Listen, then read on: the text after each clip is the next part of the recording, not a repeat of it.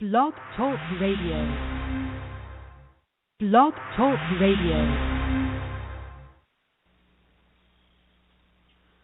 For the next couple of hours, join us as we explore the imagination, the intuition, the inner realm, the inner world, winding our way into our discovery of the fifth dimension. What it is, what it means, how it looks, how it feels. Discovering new, broader perspectives of life as humans on the earthly plane. A journey within, a journey into a new, yet ancient frontier. A journey into the heart. The journey of our lifetimes. So please allow reason to coexist with your intuition, with inspiration, with your imagination, and join me in the discovery of more and more of ourselves. I promise you a journey unlike any other. Let us together explore the mystical, the amazing, the magnificent world of heart-based living in the fifth dimension. Welcome to the Consciousness Evolution Hour with your host, Mollica.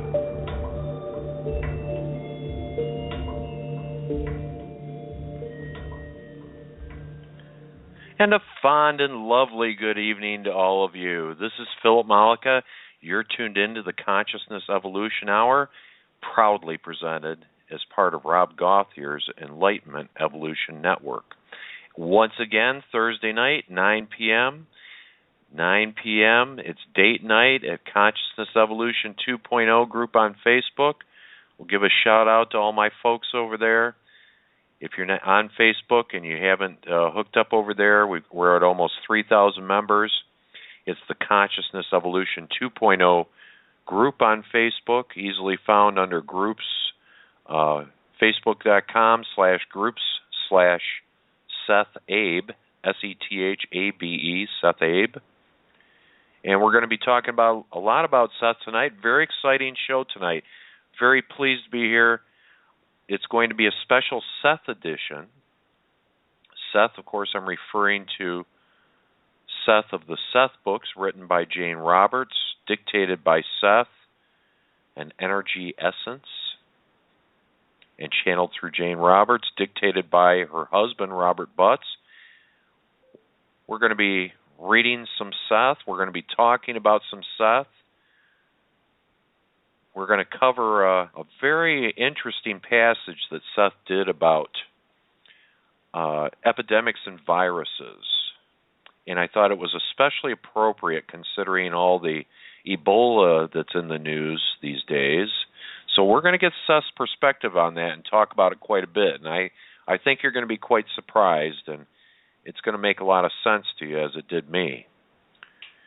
But again, a special Seth edition, and I'll give you a little background at the risk of repeating myself. Many of you who know me know that I have quite a good history with Seth at this point. It's almost just over 5 years ago that I had my awakening, if I can call it that. I'm doing the finger quotes in the air. Excuse me. And it was shortly thereafter that I was meditating. And I didn't meditate a lot, and I still don't meditate a lot, but I do what I need to do in the ways that I need to do it. But I was literally doing a 20-minute meditation, completely silent. And the question I asked, I wanted to pose a question to get an answer while I was meditating, and it's worked for me. And the question that I asked was, what can I do? What can I best do, or what can I do to best make a stronger connection to my higher self? And I'm meditating along, and I'm about 10 minutes into it, and it's all good, and I'm feeling good, and I hit that zone, and all of a sudden the words came to me. And the words were, read the Seth books. That was my answer, clear as a bell.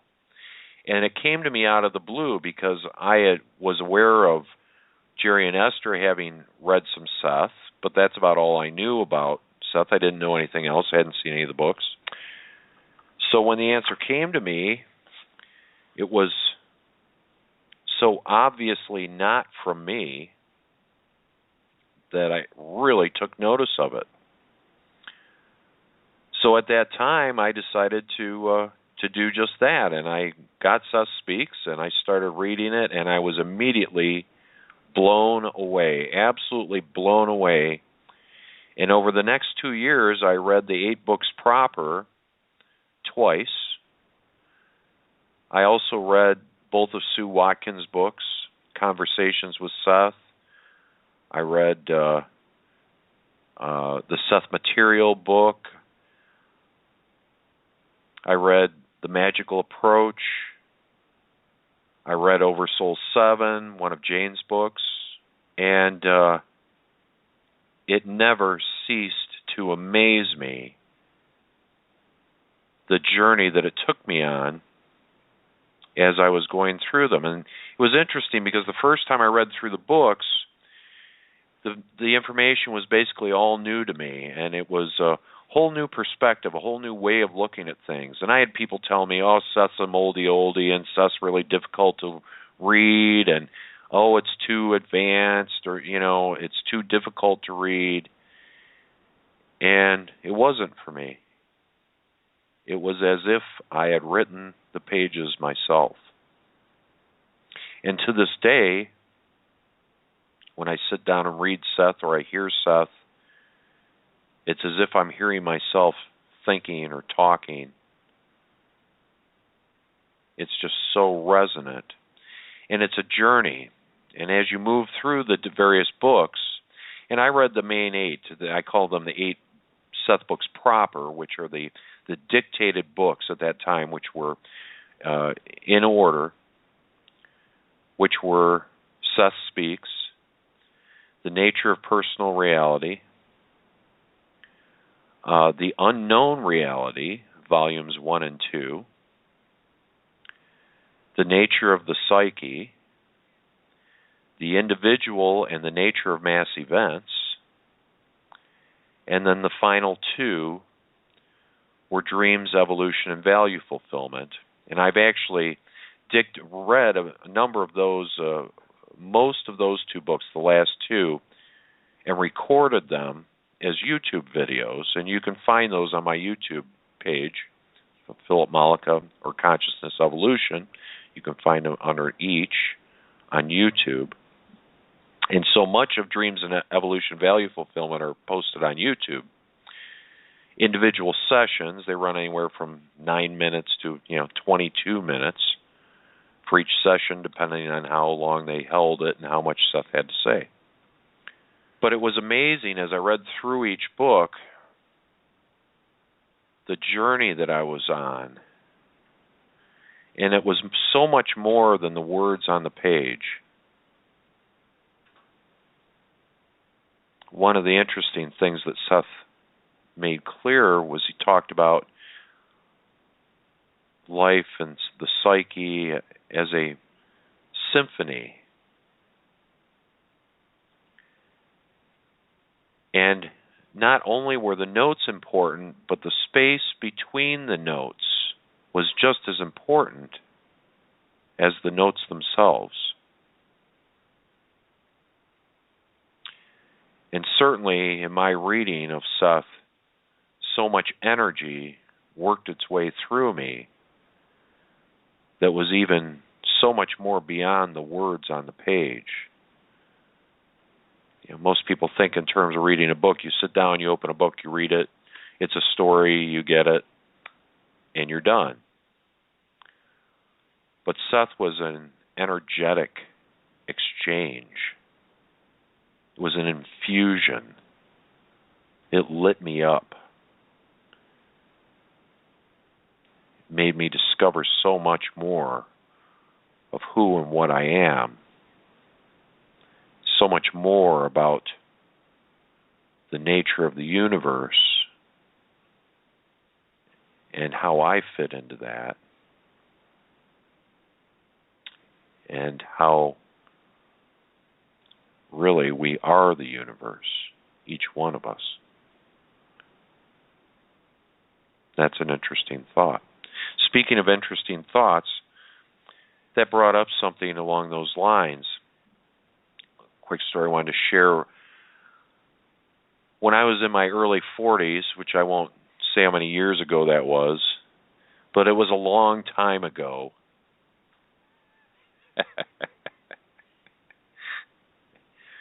When I was in my early 40s, I had come to the conclusion that I had never had an original thought.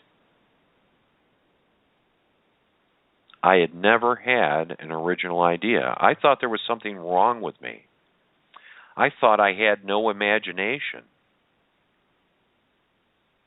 Everything that I knew, everything that I said, felt like it was being regurgitated from somewhere else.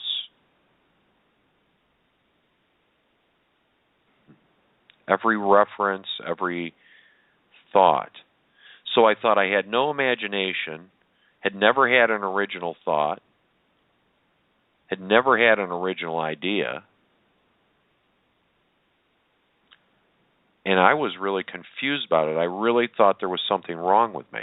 Well, all these years later, I've come to realize something, that from that 3D perspective that I was in, letting my ego run the show, thinking that my brain, what was in my brain, was the only thing there was, discounting the idea of my dream state and my other conscious states. What I came to realize is, indeed, from that perspective, I had never had an original thought or idea. But the idea that I had no imagination was erroneous. What I didn't understand is that my imagination, my thoughts, my ideas are not in my brain. They aren't produced from my brain. My brain is a tool. Our brains are tools. They are a physical manifestation. They're basically like a hard drive or thumb drive. Well, I guess that depends on the person, but some people have thumb drives and some people have much bigger storage devices. Let's put it that way.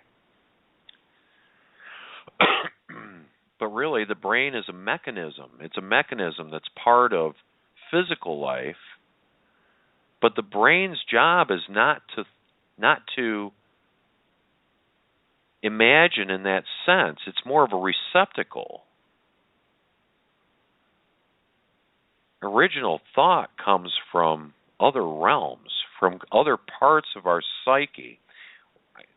I think that's a much better way to put it. Other parts of our psyche, because when you say other realms, it sounds like it's coming from someone else or somewhere else. And it doesn't. It's all from us.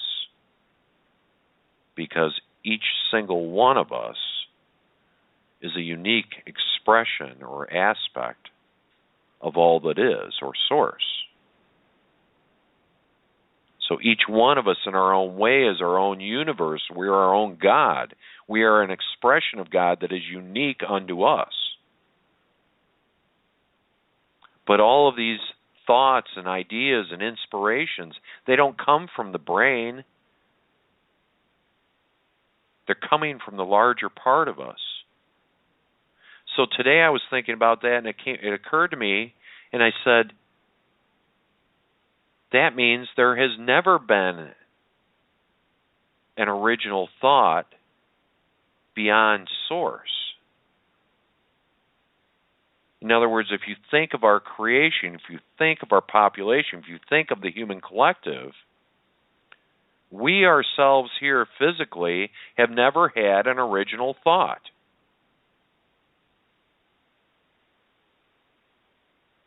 Because it necessarily had to come from somewhere else. Our brains aren't set up to do that. They're just not equipped. They're equipped to reason.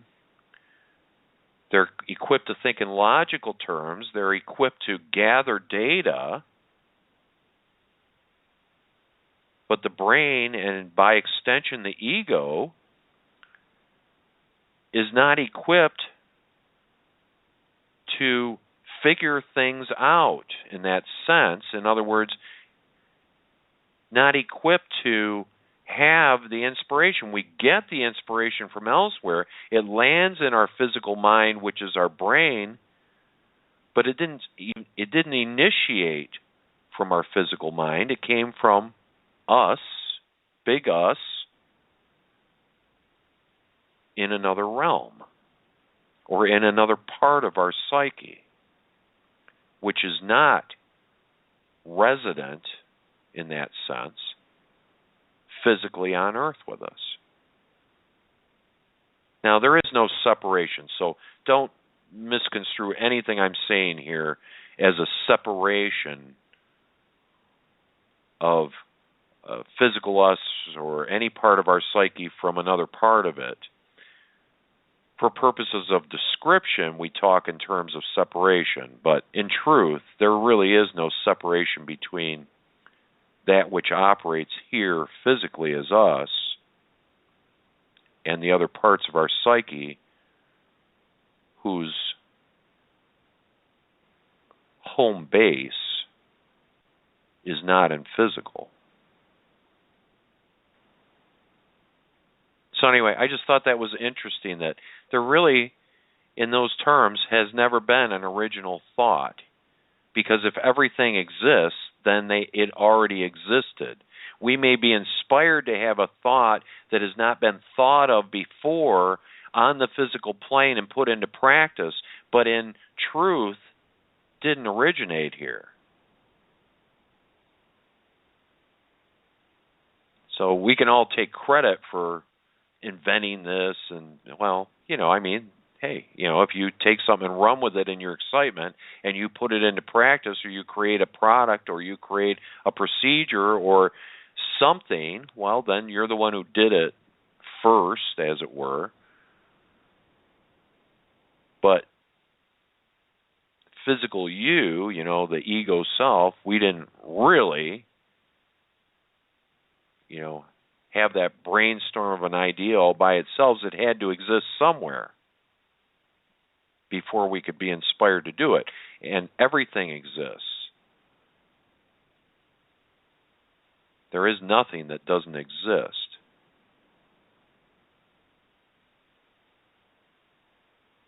So anyway, that was an interesting thought about that. But let's wind that back around to Seth.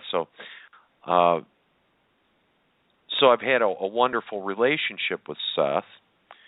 2 years I read the books twice, and then read the other books, and of course have studied here and there and been part of some Seth groups and really had a wonderful relationship with him. And recently, Debbie and I here have taken to start reading a couple of the books to each other aloud, which is a very exciting and rewarding experience.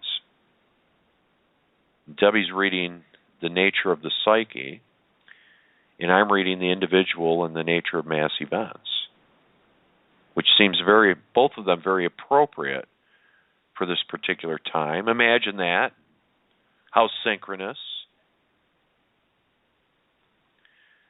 But what we're getting, of course, one of the first passages I read out of Mass Events was about epidemics and viruses and diseases, and how appropriate, once again, how synchronous, with the Ebola virus making the headlines. So we're going to do announcements. We're going to go, I believe Karen Newman, bless her dear soul, has a new set of announcements for us for this week, and she does such a lovely job of it, and I'm so appreciative to you, Karen, for doing so. So we're going to run those. That's about 8.5 minutes, a little less than 9 minutes.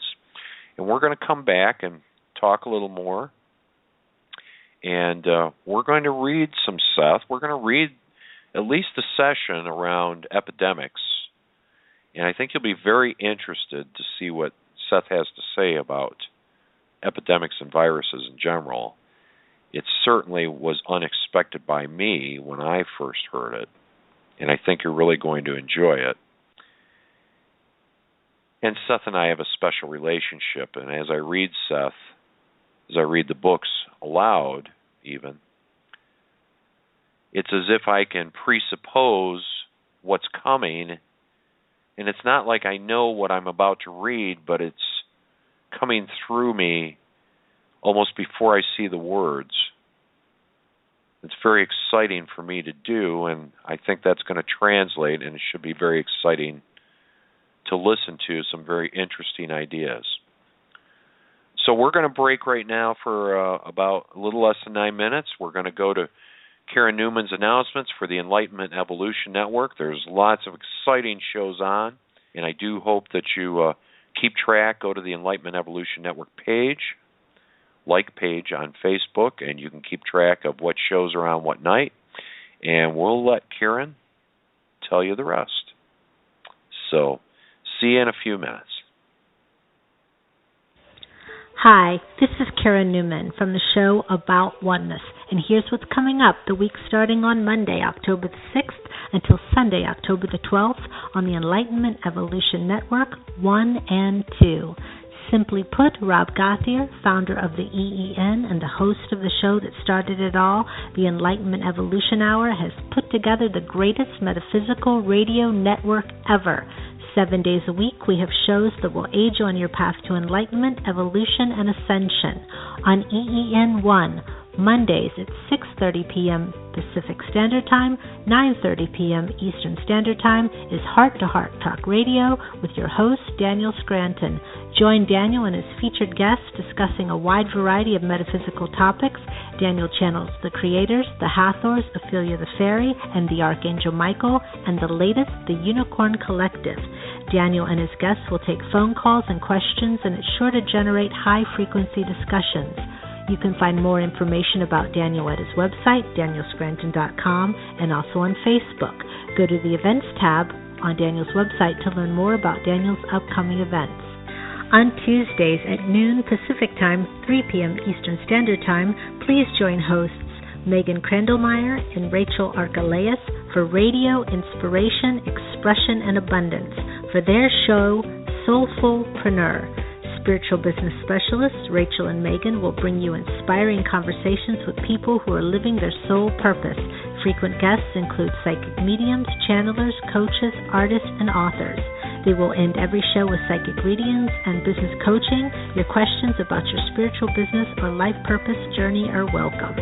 On Wednesdays at 9 p.m. Eastern Standard Time, 6 p.m. Pacific, the show that started it all, the Enlightenment Evolution Hour with your host, Rob Gauthier. Rob channels Treb on the first Wednesday of each month. He will take all callers' questions, and on the third Wednesday, they will have special guests such as channelers, authors, and other metaphysical teachers. The other 2 Wednesdays are freestyle call-in shows to discuss whatever callers have on their minds. Tune in to Rob on Wednesday nights, and you can also find him at TrebChanneling.com and on Facebook on the Enlightenment Evolution Network group page. Rob has 2 special announcements.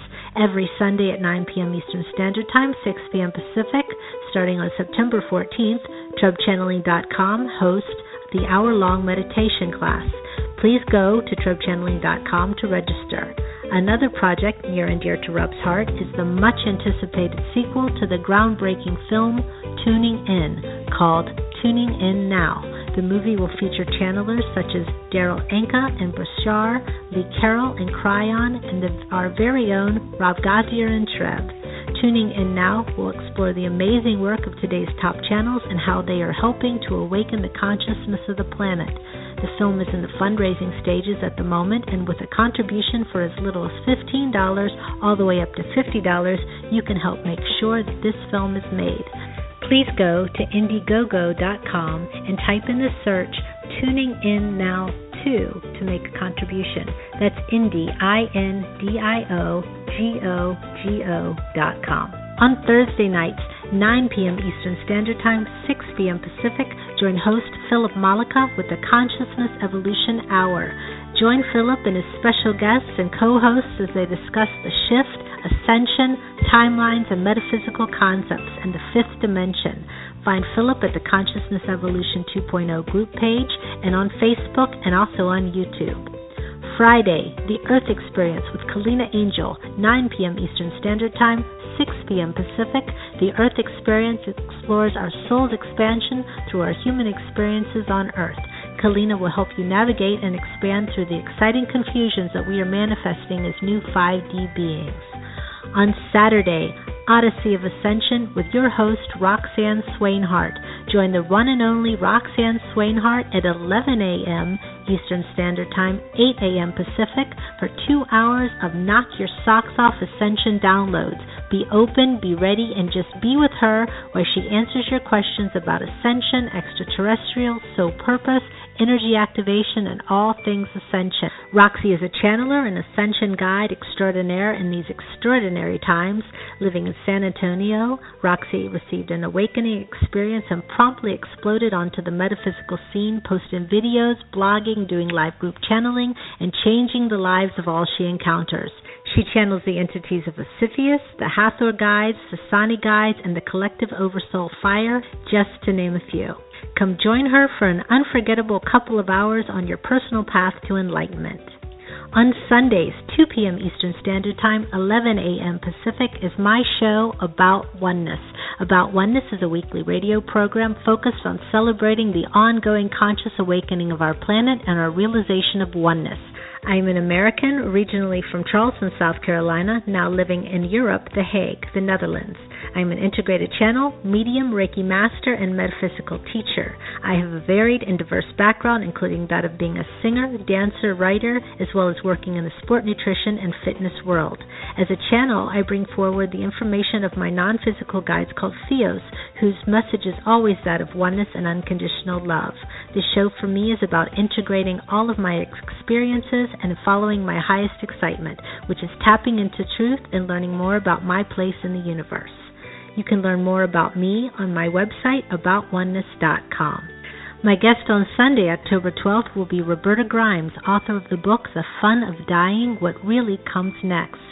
Roberta had an experience of light when she was 8 years old that started her on what became an all-consuming hobby. She spent the next half-century researching the afterlife in an effort to better understand her experience.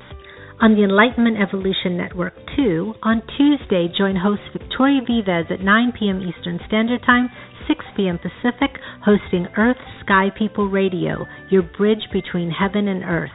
Subjects will include planet Earth, becoming part of the Intergalactic Society, star seeds and extraterrestrial life, living in oneness with one another, with Mother Earth, and with life beyond Earth, the Interstellar Alliance, also known as the Galactic Federation of Light, music, frequency, and sound healing, question and answer interviews, shamanism, ancestral wisdom, and the Star Nations, self-sustainable and regenerative living, and much, much more. On the 7th of October, Victoria will interview Sasha Stone from the New Earth Nation, Changing the Current Paradigm. You can start submitting questions on victoriavives.com. All the details about the show and about the network can be found on victoriavives.com/radio. And you may think that is all, but there are several new shows coming to the EEN Network too. Coming soon is The Resonance Intention, hosted by Neil and Sol Gar. The Resonance Intention is a show dedicated to all things frequency and vibration. They will showcase conscious musicians who infuse frequency into their music and have set out to uplift and raise the vibration of humanity through their music. They will have in-depth conversations with various artists and about their passions, purpose, and personal journey that led them to where they are now. Additionally, they will routinely have guests on the topics of free energy technology and other quantum modalities, technologies that are soon coming into existence. The Resonance Intention is a platform for artists, musicians, and inventors to increase awareness about their personal approach in order to contribute to the paradigm shift that we are currently within. Another new show by the Pied Piper and co-host Texas Rebel will start on Saturdays at 9 p.m. Eastern Standard Time on October 18th, called Disclosure Now. And remember, you never have to miss any show from the Enlightenment Evolution Network, 1 or 2. All shows are available to listen to again immediately after they air on playback. All right, back to the show. And thank you, Karen Newman, for the wonderful announcements for the Enlightenment Evolution Network for this week. Appreciate that so much. And here we are, Consciousness Evolution Hour. I'm Philip Mollica. Welcome, if you just tuned in. We're having a Special Seth edition tonight. I just went through some of my experiences with Seth over the last 5 years and how we are currently reading 2 of the Seth books to each other here.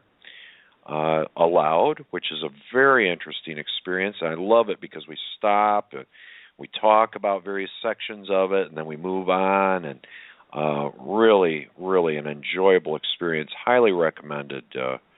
And the books themselves, again, as I mentioned before, are a journey into consciousness, a journey into discovery of our true nature and the nature of our physical reality and beyond. So highly recommended. What we're going to do right now, I mentioned before, in the news, of course, has been the Ebola virus, and there's been some question about it on our group. And by the way, another shout out to the Consciousness Evolution 2.0 Facebook group. Folks, if you're on Facebook, you want to get over there. If you're enjoying the show, you like this kind of information, that group is chock full of it. We have great conversations over there, lots of exploration. Really, truly a wonderful place to be and on Facebook, and a great group of people there. And I love you all so much. Thank you for being there and tuning in. And I also have a local meetup group here through meetup.com called the Consciousness Evolution Humanity's Future group. We meet the first and third Tuesdays of the month at 6:30 p.m. at our little hippie hangout, the LA Cafe in Clarkston, Michigan. If you're in the area, if you're in Southeast Michigan or thereabouts, please come in first and third Tuesdays of the month. We had people come in from Grand Rapids this past Tuesday. We had 26 people show up for group. 26 people showed up for the live meetup. I was blown away. It was so good. Everyone got a chance to talk. I did a short half-hour, well, it didn't seem short at the time, but it was about a half-hour monologue. And then we went around and everybody got to introduce themselves and talk a little bit about whatever was on their mind. And it was a wonderful, wonderful group. We had people come in from Chelsea, people come in from Grand Rapids. Where else, Debbie? All over the place. But people are coming in from all over for this, and it was so exciting to see this kind of energy being generated here in our lovely little state of Michigan. But without further ado, we're going to move into reading a session or two from a Seth book. This is from The Individual and the Nature of Mass Events, and it has to do with epidemics and viruses and Seth's perspective of that. So give me one moment while I get set up here. I'll be back in about 30 seconds.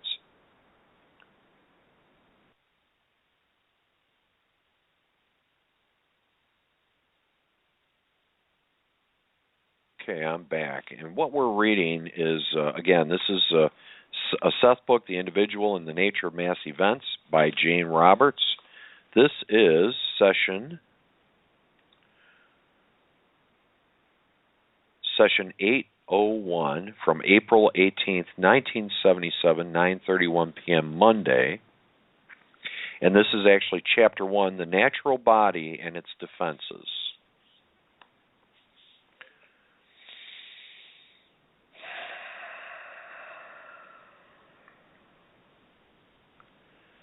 Now, good evening.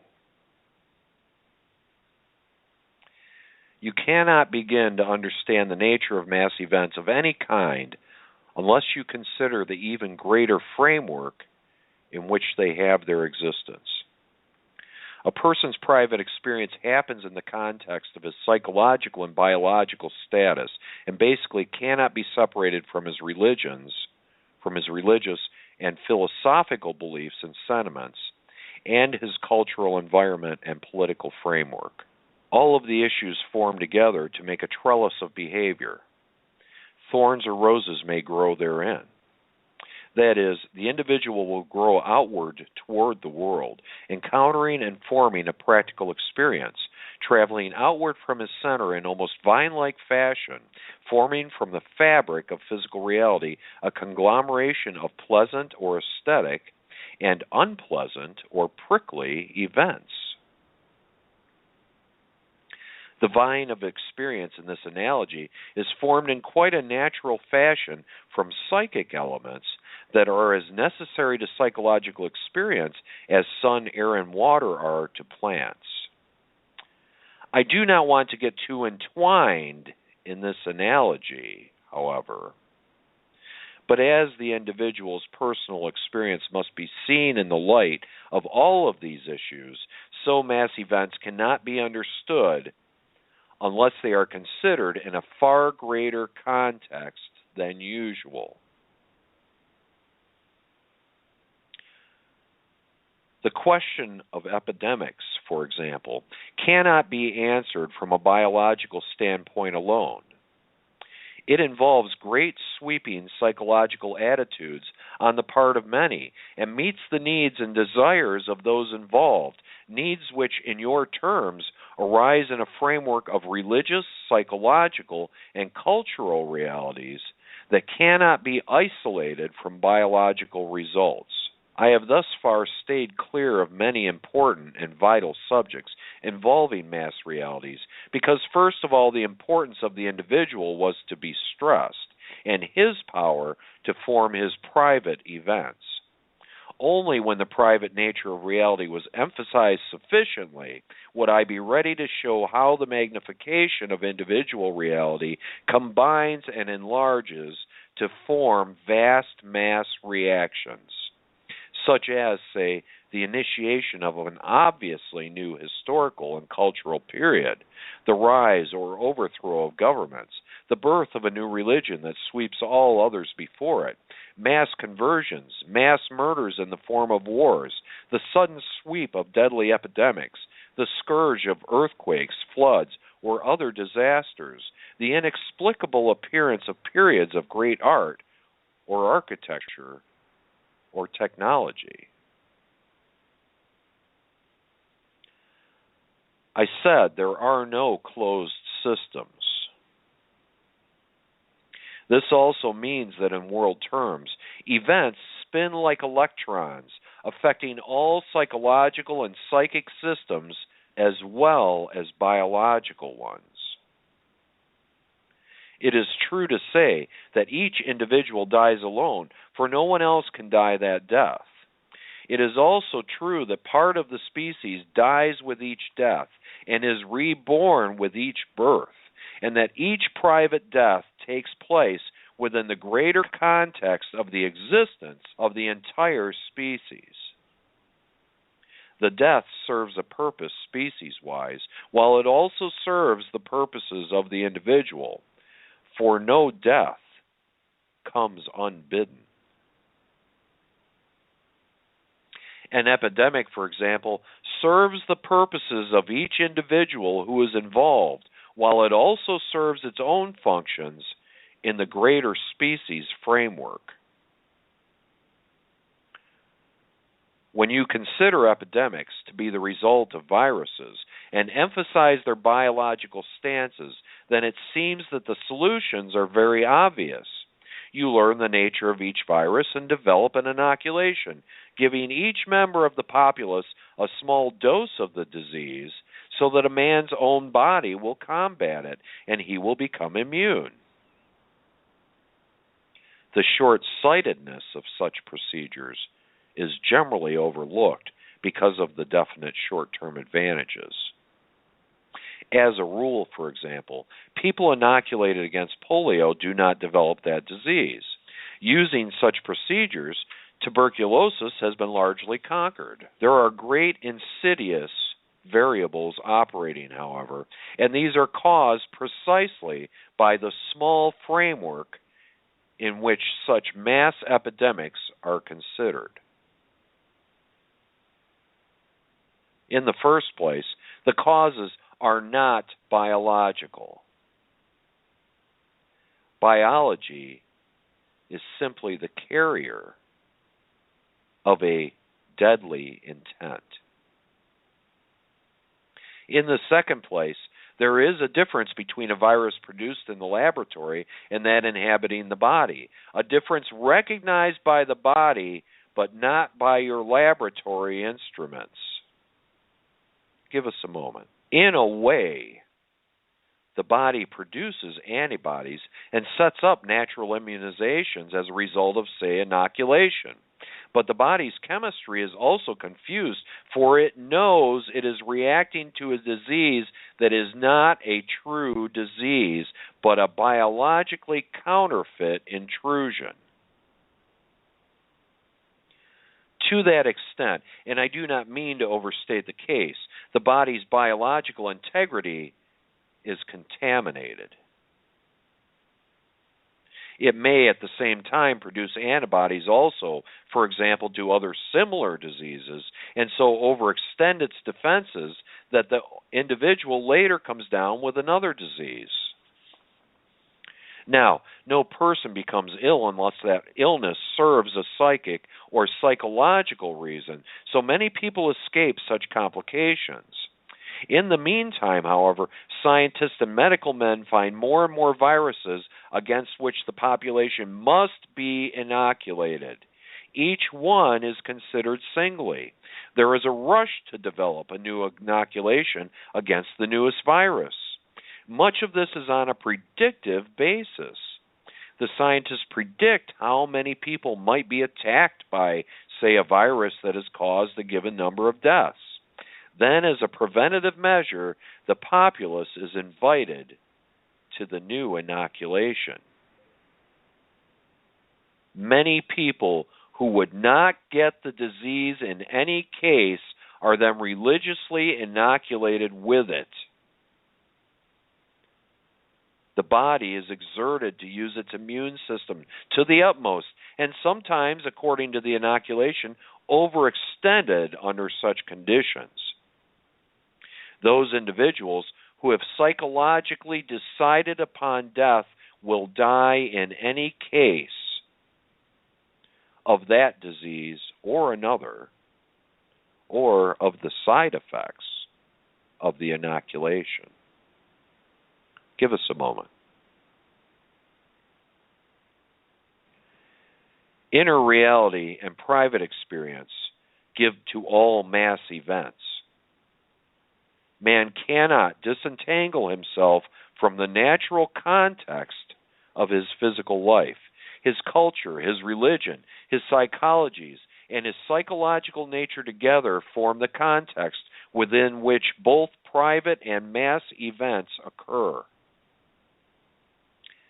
This book will, then, be devoted to the nature of the great sweeping emotional, religious, or biological events that often seem to engulf the individual or to lift him or her willy-nilly in their power. What is the relationship between the individual and the gigantic mass motions of nature, of government, or even of religion? What about mass conversions, mass hysteria, mass healings, mass murder in the individual? Those are the questions we will devote ourselves to in this book. Take your break or end the session as you prefer. And you can say that your question about epidemics served as a convenient stimulus, for that question coming from you comes also from the readers of our books.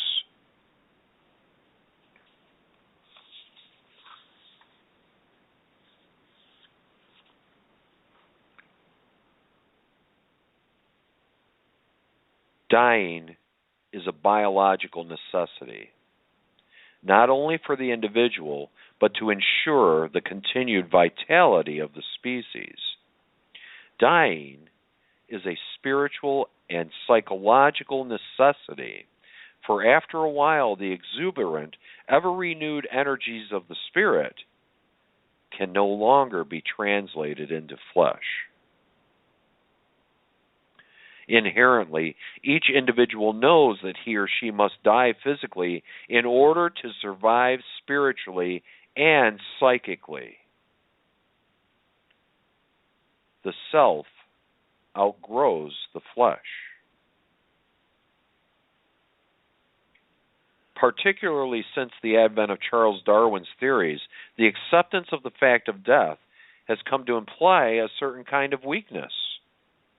For is it not said that only the strong survive? To some degree, epidemics and recognized illnesses serve the sociological purpose of providing an acceptable reason for death, a face-saving device for those who have already decided to die. This does not mean that such individuals make a conscious decision to die in your terms, but such decisions are often semi-conscious. It might be that those individuals feel they have fulfilled their purposes, but such decisions may also be built upon a different kind of desire for survival than those understood in Darwinian terms. It is not understood that before life an individual decides to live. A self is not simply the accidental personification of the body's biological mechanism. Each person born desires to be born. He dies when that desire no longer operates. No epidemic or illness or natural disaster or stray bullet from a murderer's gun will kill a person who does not want to die. The desire for life has been most flaunted, yet human psychology has seldom dealt with the quite active desire for death. In its natural form, this is not a morbid, frightened, neurotic, or cowardly attempt to escape life, but a definite, positive, healthy acceleration of the desire for survival in which the individual strongly wants to leave physical life as once the child wanted to leave the parent's home. I am not speaking here of the desire for suicide, which involves a definite killing of the body by self-deliberate means, often of a violent nature. Ideally, this desire for death, however, would simply involve the slowing of the body's processes, the gradual disentanglement of psyche from flesh, or in other instances, according to individual characteristics, a sudden natural stopping of the body's processes. Alone, the self and the body are so entwined that the separation would be smooth. The body would automatically follow the wishes of the inner self. In the case of suicide, for example, the self is to some extent acting out of context with the body, which still has its own will to live.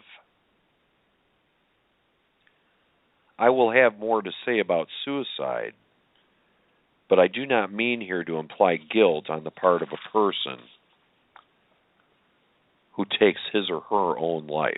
In many cases, a more natural death would have ensued, in any event, as the result of diseases, period. Often, for example, a person wanting to die originally intended to experience only a portion of earth life, say childhood. This purpose would be entwined with the parent's intent. Such a son or daughter might be born, for instance, through a woman who wanted to experience childbirth, but did not necessarily want to encounter the years of child raising for her own reasons. Such a mother would attract a consciousness who desired, perhaps, to re-experience childhood, but not adulthood, or who might teach the mother lessons sorely needed. Such a child might naturally die at 10 or 12 or earlier. Yet the ministrations of science might keep that child alive far longer until such a person begins encountering an adulthood thrust upon him or her, so to speak. Give us a moment.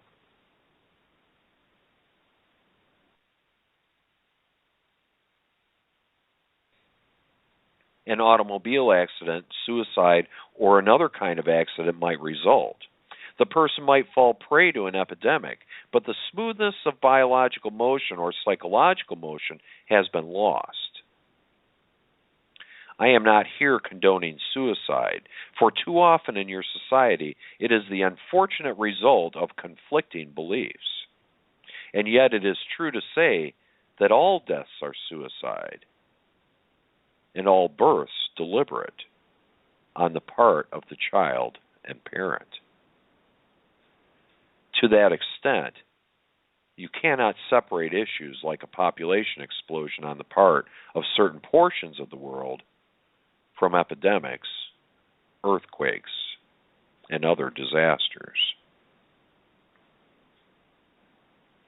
In wars, people automatically reproduce their kind to make up for those that are killed.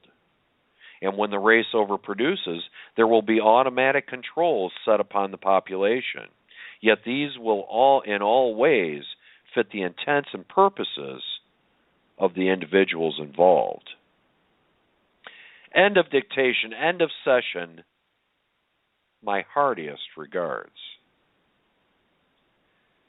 Thank you, Seth. Good night. So, that was an interesting session, and I really wanted to, there's really a lot of meat in the next session, but I wanted to read that session first to give you a basis of some of these ideas that Seth's really going to expound upon in the next session.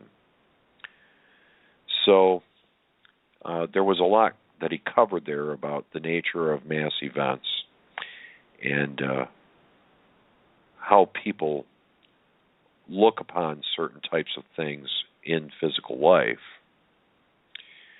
So having that rendered, we're going to move right into the next session. And we'll go through this and then see where that leaves us. So again, if you're just tuning in, we're reading from a Seth book, The Individual and the Nature of Mass Events by Jane Roberts, dictated by Seth, translated by Jane, and recorded by her husband, Robert Butts. This is session 802, April 25th, 1977, 9:47 p.m. Monday. Good evening. Good evening, Seth. Dictation. Now, to a certain extent, epidemics are the result of a mass suicide phenomenon on the parts of those involved. Biological, sociological, or even economic factors may be involved in that for a variety of reasons and at different levels, whole groups of individuals want to die at any given time, but in such a way that their individual deaths amount to a mass statement. On one level, the deaths are a protest against the time in which they occur. Those involved have private reasons, however. The reasons, of course, vary from one individual to another, yet all involved their death to serve a purpose beyond private concerns. Partially, then, such deaths are meant to make the survivors question the conditions. For unconsciously, the species well knows there are reasons for such mass deaths that go beyond accepted beliefs.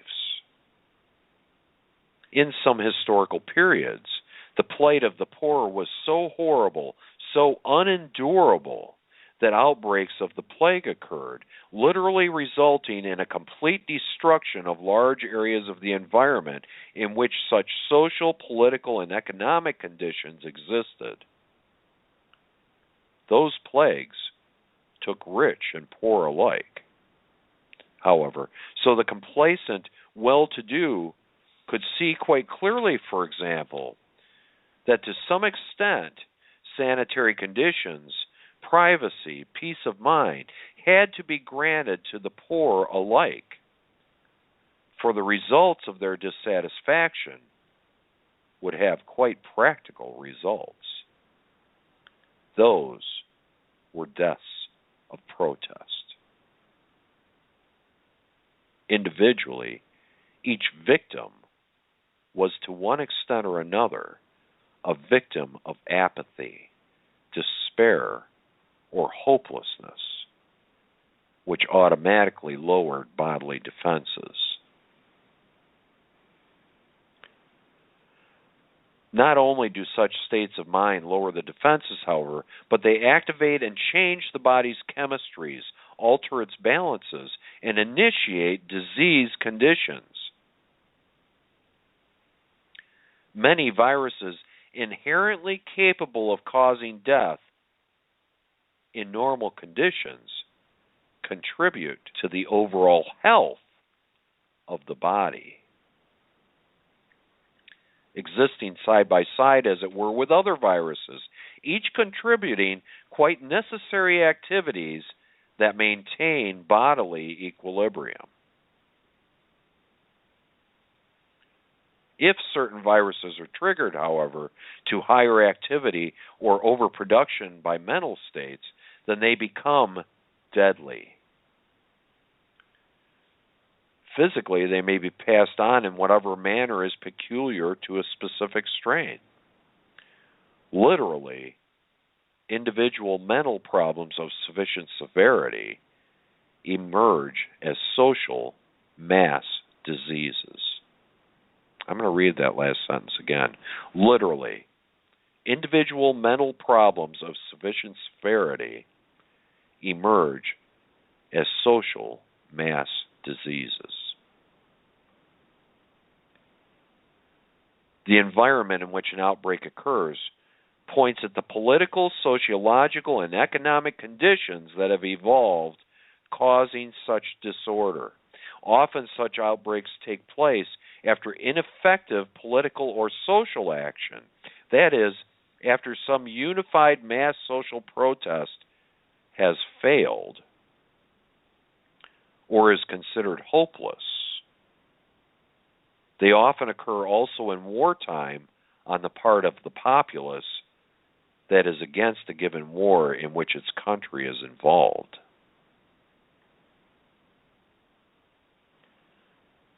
Initially, there is a psychic contagion. Despair moves faster than a mosquito or any outward carrier of a given disease. The mental state brings about the activation of a virus that is, in those terms, passive. Despair may seem passive only because it feels that exterior action is hopeless, but it fires rage inwardly, and that kind of contagion can leap from bed to bed and from heart to heart. It touches those, however, who are in the same state only, and to some extent it brings about an acceleration in which something can indeed be done in terms of group action. Now, if you believe in one life only, then such conditions will seem most disastrous, and in your terms, they clearly are not pretty. Yet, though each victim in an epidemic may die his or her own death, that death becomes part of a mass social protest. The lives of intimate survivors are shaken, and according to the extent of the epidemic, the various elements of social life itself are disturbed, altered, rearranged. Sometimes such epidemics are eventually responsible for the overthrow of governments, the loss of wars. There are also even deeper biological connections with the heart of nature. You are biological creatures. Your proud human consciousness rests on the vast unconscious integrity of your physical being. In that regard, your consciousness is as natural as your toe. In terms of the species' integrity, your mental states are then highly important. Despair or apathy is a biological enemy.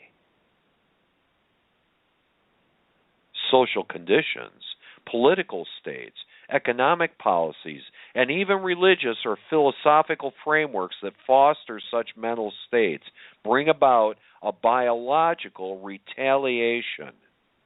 They act like fire applied to a plant.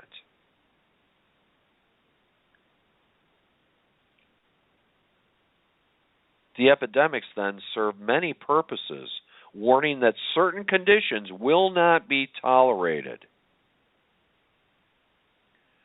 There is a biological outrage that will be continually expressed until the conditions are changed.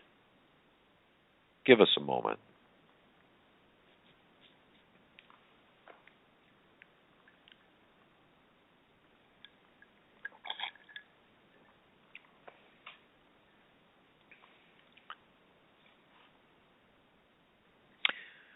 Even in the days of the great plagues in England, there were those smitten who did not die. And there were those untouched by the disease who dealt with the sick and dying. Those survivors who were actively involved saw themselves in a completely different light than those who succumbed, however. They were those untouched by despair who saw themselves as effective rather than ineffective. Often they roused themselves from lives of previously unheroic situations and then performed with great bravery. The horror of the conditions overwhelmed them, where earlier they were not involved. The sight of the dying gave them visions of the meaning of life and stirred new ideas of sociological, political, and spiritual natures, so that in your terms, the dead did not die in vain. Epidemics, by their public nature, speak of public problems. Problems that sociologically threaten to sweep the individual to psychic disaster as the physical materialization does biologically. These are the reasons also for the range or the limits of various epidemics. Why they sweep through one area and leave another clear. Why one in the family will die and another survive. For in this mass venture, the individual still forms his or her private reality. Give us a moment.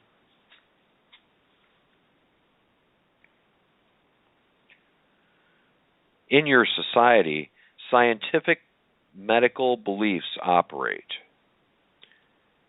and a kind of preventative medicine mentioned earlier in which procedures of inoculation are taken, bringing about in healthy individuals a minute disease condition that then gives immunity against a more massive visitation. In the case of any given disease, this procedure might work quite well for those who believe in it.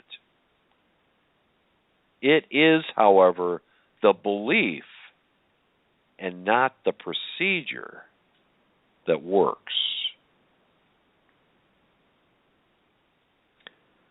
I am not recommending that you abandon the procedure when it obviously works for so many. Yet you should understand why it brings about the desired results. Such medical technology is highly specific, however. You cannot be inoculated with the desire to live, or with the zest, delight, or contentment of the healthy animal. If you have decided to die protected from one disease in such a manner, you will promptly come down with another or have an accident. The immunization, while specifically effective, may only reinforce prior beliefs about the body's ineffectiveness.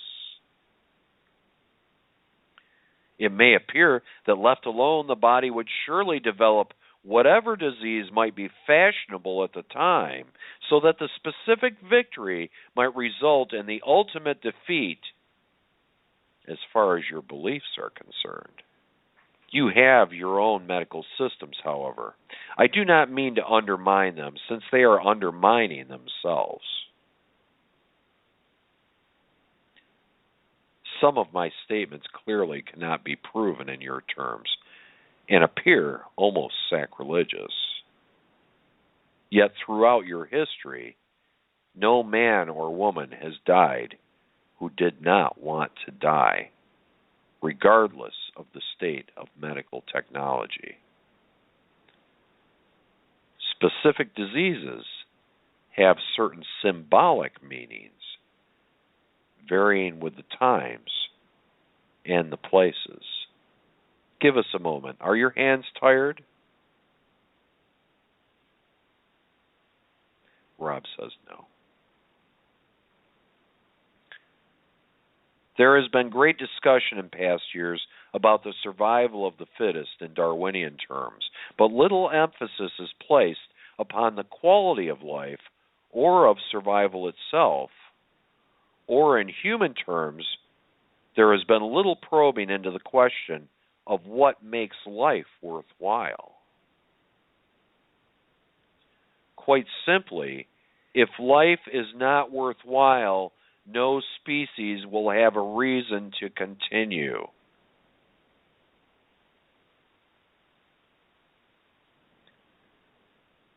Civilizations are literally social species. They die when they see no reason to live, yet they seed other civilizations. Your private mental states en masse bring about the mass cultural stance of your civilization. To some extent, then, the survival of your civilization is quite literally dependent upon the condition of each individual, and that condition is initially a spiritual, psychic state that gives birth to the physical organism. That organism is intimately connected to the natural biological state of each other person and to each other living thing or entity, however minute.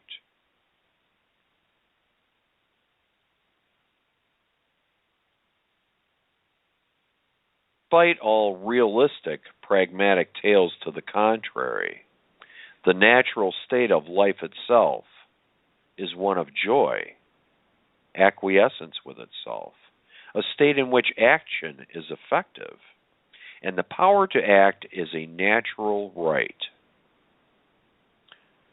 You would see this quite clearly with plants, animals, and all other life if you were not so blinded by beliefs to the contrary.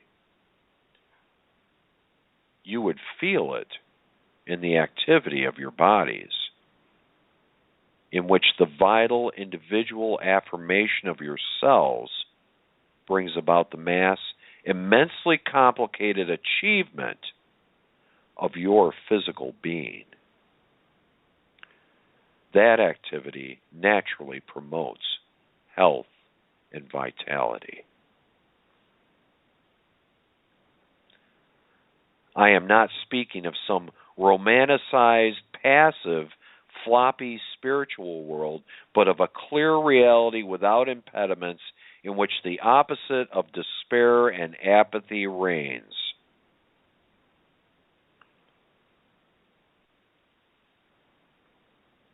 This book will be devoted then to those conditions that best promote spiritual, psychic, and physical zest, the biological and psychic components that make a species desire to continue its kind.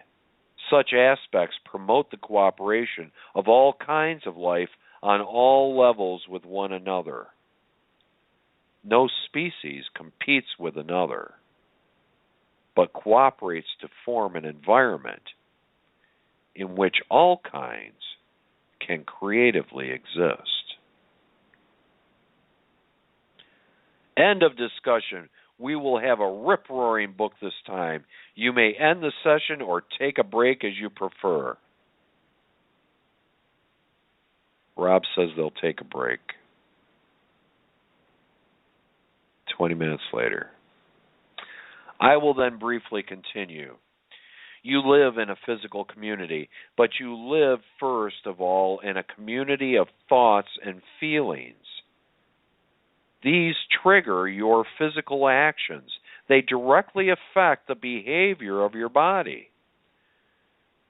The experience of the animals is different, yet in their own ways, animals have both individual intent and purpose. Their feelings are certainly as pertinent as yours.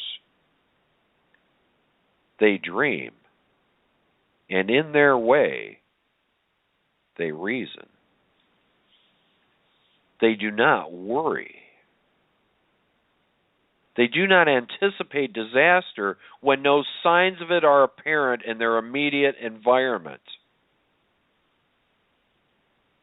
On their own, they do not need preventative medicine. Pet animals are inoculated against diseases, however. In your society, this almost becomes a necessity. In a purely natural setting, you would not have as many living puppies or kittens. There are stages of physical existence, and in those terms, nature knows what it is doing. When a species overproduces, the incidences of, say, epidemic applies to human populations as well as to the animals. The quality of life is important above all. Newborn animals either die quickly and naturally, painlessly, before their consciousnesses are fully focused here, or are killed by their mothers, not because they are weak or unfit to survive, but because the physical conditions are not those that will produce the quality of life that makes survival worthwhile.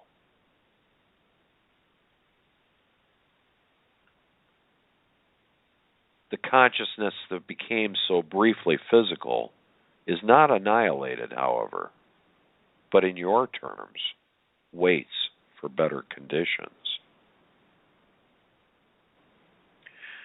There are also runs in human and animal species alike, in which peaks are taken or glimpses of physical life, and that is all. Epidemics sweeping through animal populations are also biological and psychic statements, then, in which each individual knows that only its own greatest fulfillment can satisfy the quality of life on an individual basis and thus contribute to the mass survival of the species.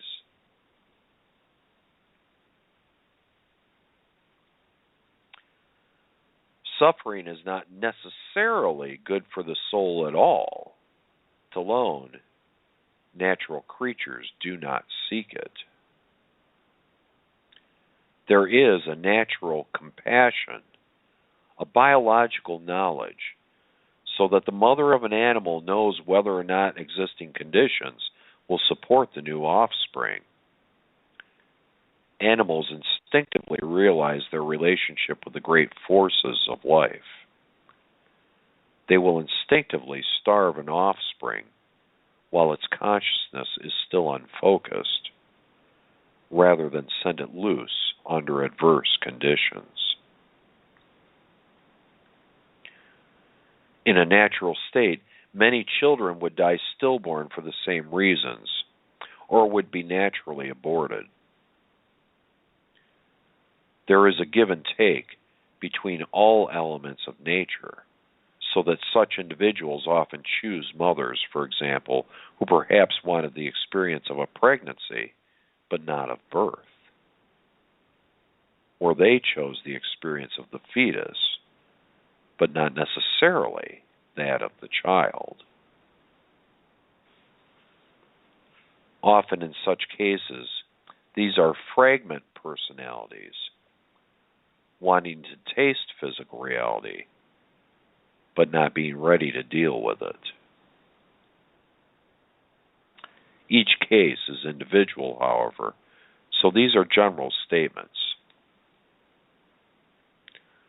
Many children who, it seems, should have died of disease, of childhood epidemics, nevertheless survive because of their different intents. The world of thought and feeling may be invisible, and yet it activates all physical systems with which you are acquainted. Animals, as well as men, can indeed make social statements that appear in a biological context. Animals stricken by kitten and puppy diseases, for example, choose to die, pointing out the fact that the quality of their lives individually and en masse is vastly lacking. Their relationships with their own species is no longer in balance. They cannot use their full abilities or powers, nor are many of them given compensating elements in terms of a beneficial psychic relationship with man, but instead are shunned aside, unwanted, and unloved. An unloved animal does not want to live.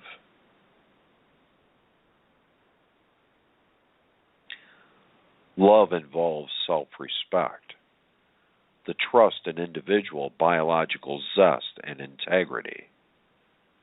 To that extent, in their way, animal epidemics have the same causes as human ones. An animal can indeed commit suicide. So can a race or a species.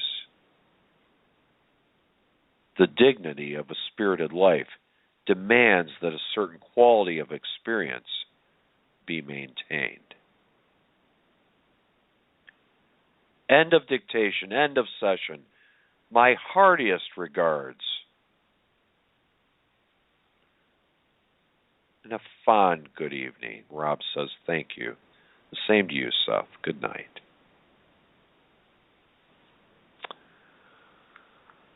So, wow. Covered a lot of ground there. I hope you enjoyed it as much as I enjoyed rereading it. And we're going to take a 5-minute break here. I'm going to play our flower duet and get a quick drink of water, and then I'll come back for some closing comments. See you in a few minutes. This is the Consciousness Evolution Hour. I'm Philip Mollica. Talk to you in a few.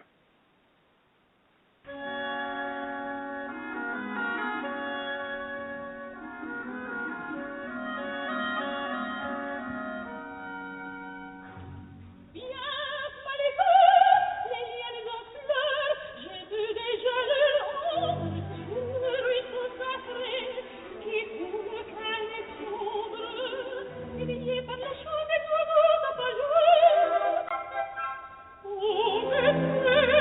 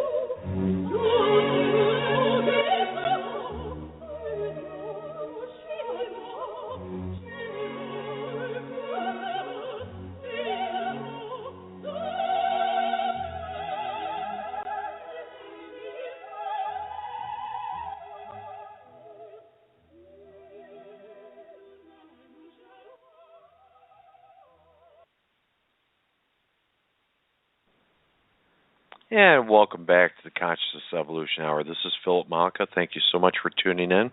We just got done reading a couple of Seth sessions out of The Individual and the Nature of Mass Events, specifically dealing with epidemics and viruses and how they really have their basis in the quality of life experienced by the population at any given time. And it really transcends from human to animal populations as well. The idea being that the thoughts and feelings of the population in general will, in certain conditions, express themselves biologically with people making a mass statement and using the biological event of an epidemic to express their displeasure with the quality of life that they're involved with. And although I am not particularly involved in world events at this point myself, because I have chosen to have my experience more of a primary experience, what is happening around me in my own life.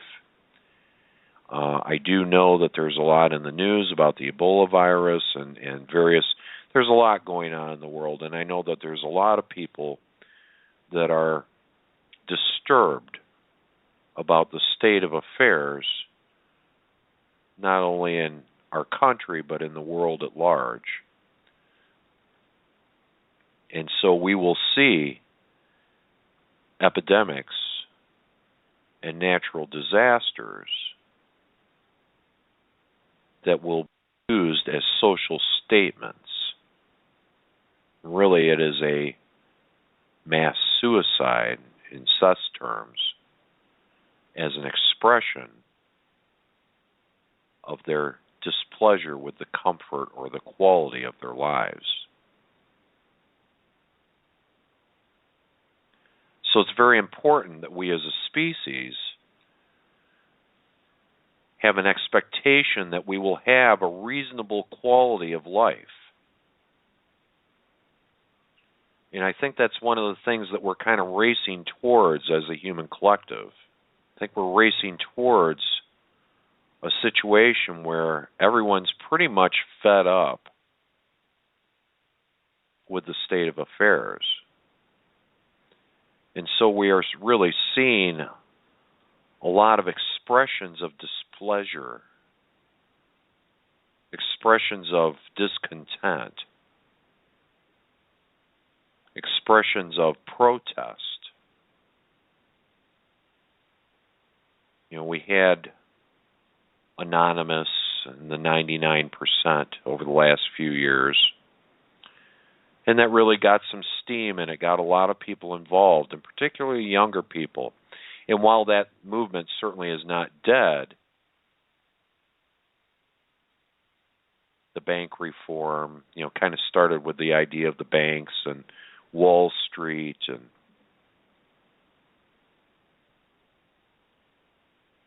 the political system, the social system, the economic system, the governmental system. But by and large,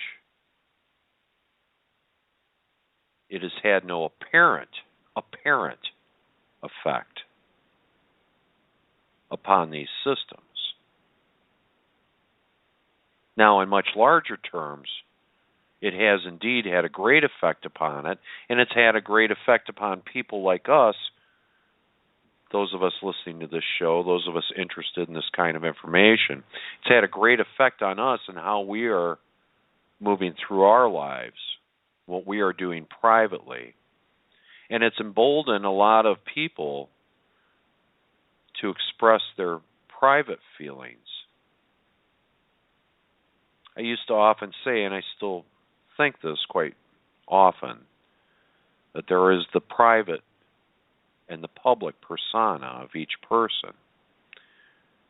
And traditionally, historically, at least in the U.S. here, by and large, people would not express their private ideas and concerns. They would go along with the flow because it all seemed to be working so well. You know, the United States had a good thing going for a lot of years. And so while people may not have liked what they were seeing, if things were going generally well, then people would be more apt to just kind of keep their private ideas to themselves or express them in socially acceptable ways. Now we're seeing a system that is broken, a system that is no longer working. And so now all of these individuals with their private thoughts who don't like what they're seeing are much more apt to express that. And if they can't find a socially acceptable means of doing so, then we will see it expressed biologically or in terms of the earth.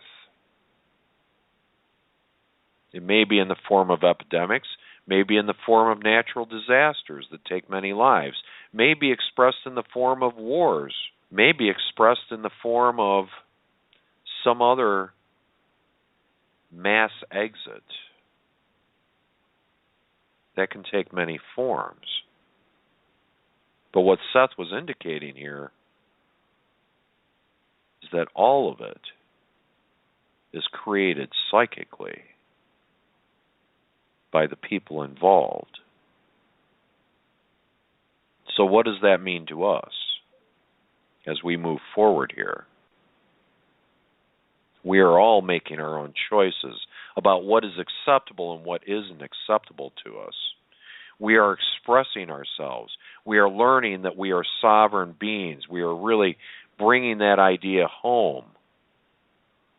We are accepting the idea that we are our own authority, that nobody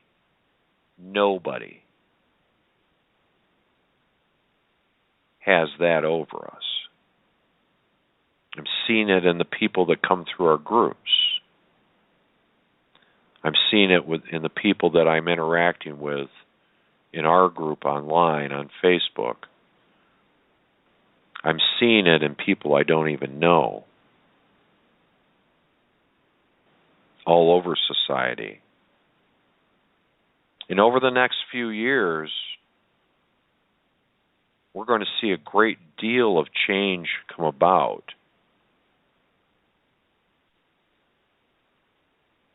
And it has the possibility of not being very pretty.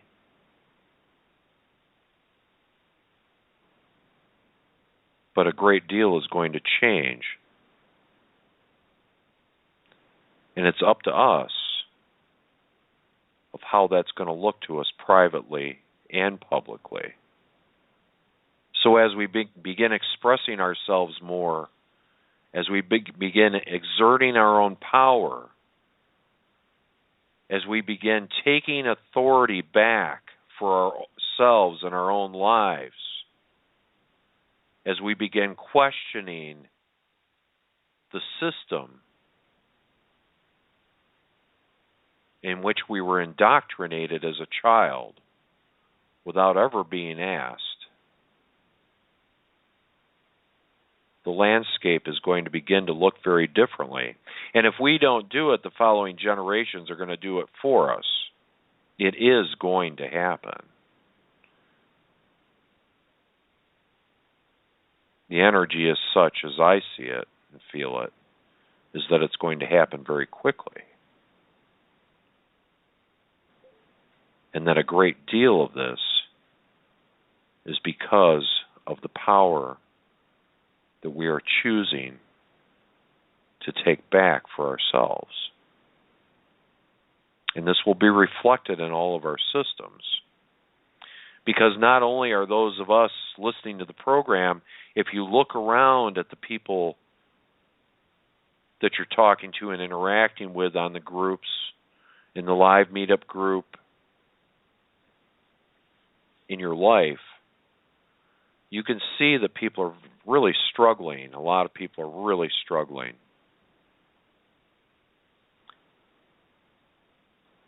But people are really coming around point at which it's shit or get off the pot. You know, and in the past, if you were unhappy, you would just die.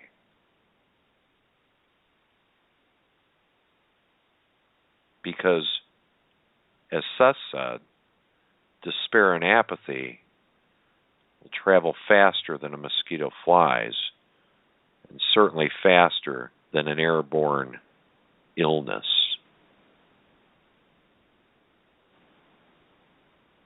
I have a great deal of hope personally.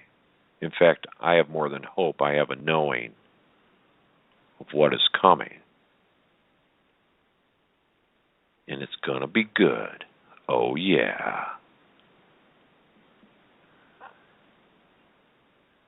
It's going to be real good. But we got to start. You got to start somewhere. And the place to start is in your own heart and in your own knowing of your power. All of this starts, folks. We talked about this the other night in our live group. You can't do anything if you don't love yourself first. Because you have to love yourself enough to have enough self-respect to demand that your life be something worthwhile to live. Without quality of life, there is nothing. I always like to say, if you're not having fun, then what the are you doing? What are you waiting for? Work your ass off, get to 50 and cash it in, die of some disease or alcoholism or God knows what. You know, we'll find a way if we're not happy. But you have to have enough self-respect.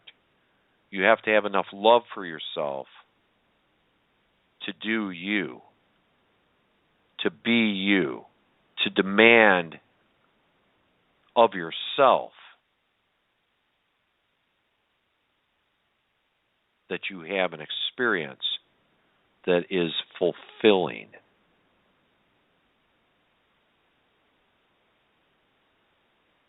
You can't expect anyone else to do it for you. You can't expect your spouse to do it for you. You can't expect your kids to do it for you, your parents, ministers, teachers, I don't care who it is. If you're looking outside of you to make you happy, it ain't going to happen. You're going to be disappointed. It has to start within. It has to start with you. If you're in an unhappy situation, with your family, with whoever, whatever, with your job, you know, I'm sorry to tell you this. I'm sorry that you're in that situation, but you have choices to make. stop settling.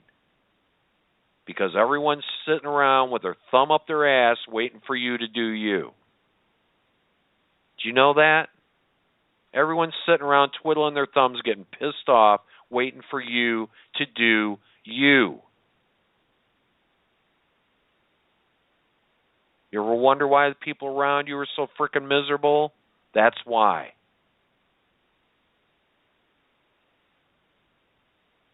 Because everyone's waiting for you to do you. You know why? Because when you do you, that gives them the choice and the opportunity to do them. If you're sitting around accommodating the people around you and they're accommodating you, then everyone's in a big accommodating cluster. And nobody's getting anywhere.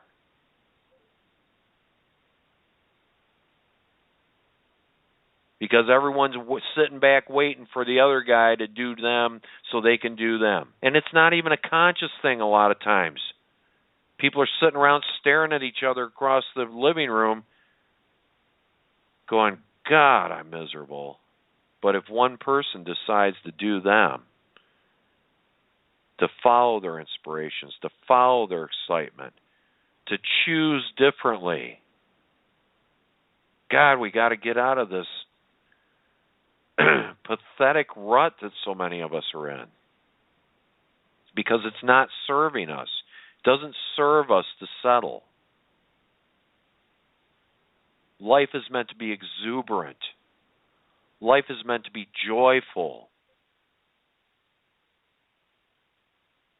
It's meant to be exciting. So we need to follow those inspirations. We need to choose to do differently. And once we start doing that and we discover more of who we are, sure, we've all got build-up stuff. We've got attachments to things and people that aren't serving us necessarily. Hey, if your life is good and you're happy, then that's awesome. Then don't change a thing. But when you sit and look in the mirror, or when you stand in front of the mirror, look at your natural expression. Joyful? Are you smiling? Are you excited? Are you looking forward to what's coming?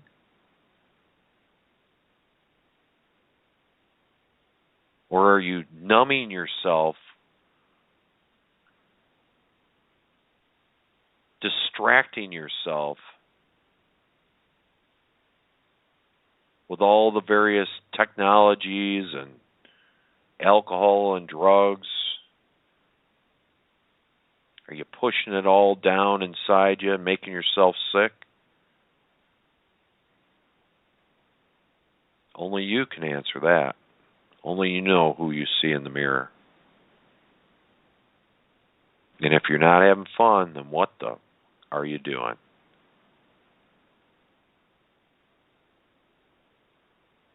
Because you're right, there is no risk, there is no death in that sense. We are never annihilated. There's another time around. Do you really want to wait for the next time around? The energies now will support you. But we have to move into a place that will allow them to support us. You have to make different choices. It's a time of bravery. It's a time of courage.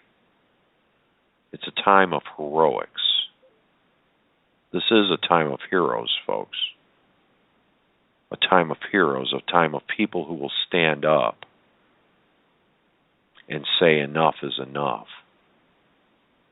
And I'm not following the status quo any longer. And I'm going to do me. And when I do me, that's going to let all the people around me do them, because then they're going to get to make a different choice. Instead of us all sitting around twiddling our thumbs, looking at each other, being miserable. When you do you, you give everybody new choices. You give everybody new options. Cut the cords. Let it go. Lose the attachments. Follow your excitement and do you. And we won't have a need for epidemics and natural disasters. We won't have people wanting to leave in mass exits because the quality of life is so pathetic. We won't have people having to make mass social protests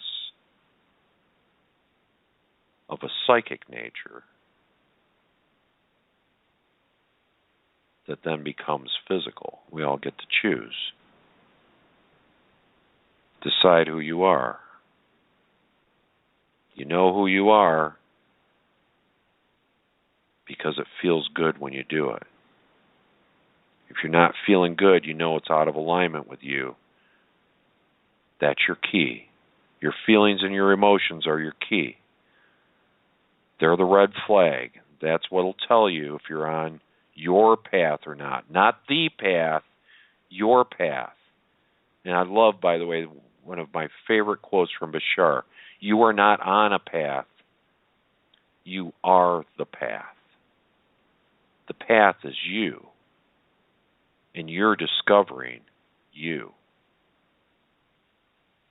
So follow you, do you, be you. You're worth it. Love yourself, know yourself, discover yourself, become more.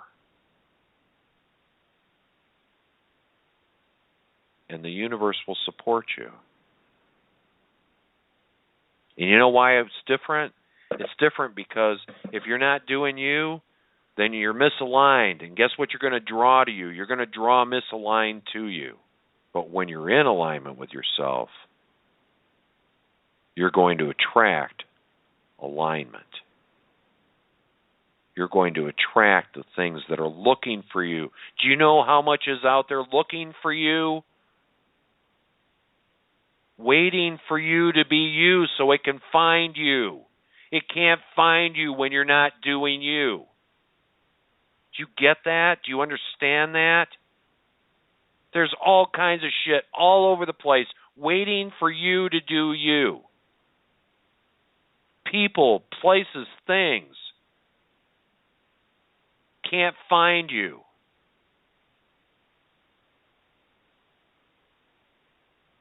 Where's Phil? I don't know. I haven't seen him. He's off being Charlie. Can't find him. It's all waiting for us. If I can do one thing for you, one thing to take away from this, and I'll say it every time, love yourself. Love your being. You are so worth it. Source didn't create any junk. Every single one of us is a unique aspect of Source, a unique aspect of all that is experiencing itself as you specifically. You were created uniquely as you, so Source could experience itself as you. Not as somebody else you're pretending to be. It wants to experience itself as you.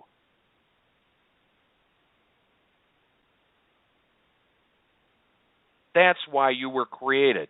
You want to know the secret of life? That's it. You want to know why you exist? That's it. So Source could experience itself as you uniquely.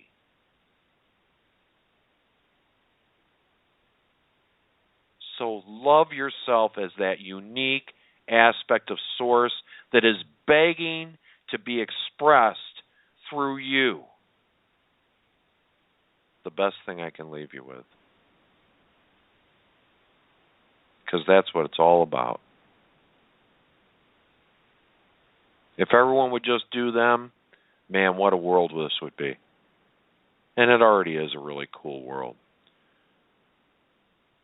But there's so many people who are so confused and they don't know why it's not working for them, and that's why. Because they are not allowing the unique expression of who they are to be expressed in that sense. So anyway, we're going to wrap up here. I think it was a really wonderful episode. I loved the Seth reading, and I hope that you got a lot out of that, and I hope you were able to take something away from my words as well. And I do want to tell you where you can find me once again, and we'll excuse me, do the numbers as we say. I'm Philip Mollica. You've been listening to the Consciousness Evolution Hour every Thursday night, 9 p.m. Eastern, 6 p.m. Pacific. Proudly presented as part of Rob Gauthier's Enlightenment Evolution Network. We have shows 7 days a week, at least one show a day, 7 days a week. We're going to be filling up 2 weeks here very quickly, or we're going to be filling up 2 shows a day very quickly on the Enlightenment Evolution Network. You can find me on Facebook. That's my home, is the Consciousness Evolution 2.0 Facebook group. If you're on Facebook, get over there and join us. 2,900 plus members, growing in leaps and bounds. Wonderful, wonderful group of people. Date night peeps, thank you so much. I love you so much. I can't even begin to tell you. You can find me on YouTube, Philip Mollica, 1 L and Philip, 2 L's and Mollica. And you can also find me locally. I have a meetup group here, the Consciousness Evolution Humanity's Future local live meetup group that meets in Clarkston, Michigan. If you're anywhere nearby, look us up on meetup.com. Join us first and third Tuesdays of the month. We meet in the evening for a couple hours. 26 people showed up at our meeting Tuesday night. 26 people. And I mean to tell you, it was an amazing, amazing group of people. It was so thrilling and exciting to be there with all these tremendous, beautiful souls who truly are expressing themselves and expanding and discovering more and coming together and sharing their energy with each other. One of the most beautiful experiences I've had. I enjoyed it immensely. I think I said you can find me on YouTube as well. Local live meetup. I'll be back here next Thursday night at 9 p.m.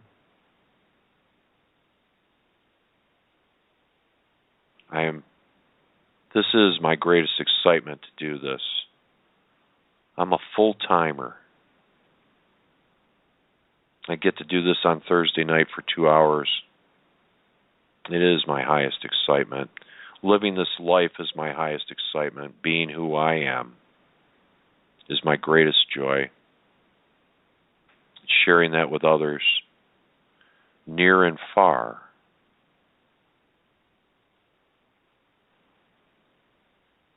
A lot of excitement, a lot of coming changes. I will mention next week I'm going to be gone on Thursday night. I'm sorry, I said I'll be back here next week at 9 p.m. I will not be, but we will have an archive show. I don't know which one yet, next Thursday night, but then we'll be back after that the following week, live.